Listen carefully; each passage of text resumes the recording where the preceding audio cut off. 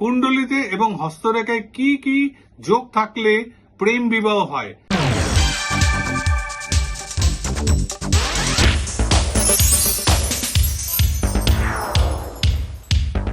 নমস্কার, আমি সুবীর জ্যোতি শাস্ত্রী। যদি পঞ্চমপতি, সপ্তমপতি, একাদশপতি সম্পর্ক থাকে কুণ্ডলিতে বা একই স্থানে অবস্থান করে, তাহলে প্রেম বিবাহ হয়। সেই প্রেম বিবাহটি সফল হবে কিনা, তাহলে অবশ্যই একাদশপতির সম্পর্ক থাকতে হয়।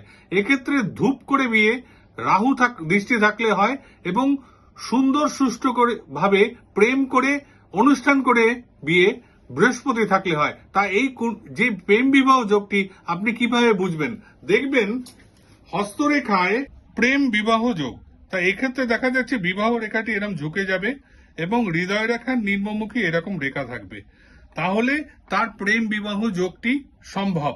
তা এই বিবাহটি যদি কোনো রাহু থেকে রেখা এসে এইখানে টাচ করে, তাহলে ধূপ করে তার প্রেম বিবাহটি হবে এবং বাবা মাকে না জানিয়ে পালিয়েও যেতে পারে। এক্ষেত্রে আপনি আপনার মেয়েটি অবাধ্য বা আপনার সন্তানটি প্রেম বিবাহ করবে কিনা বা সে কুপথে বা যাবে কিনা, সেটি আমাদের জ্যোতিষশাস্ত্রে কুণ্ডলিতে এবং হস্তরেখায় পাওয়া যায়। আসবেন, আমরা হাত দেখে বহু পূর্বে বলে দেব এবং আপনাদের সুপরামর্শ দিয়ে দেব।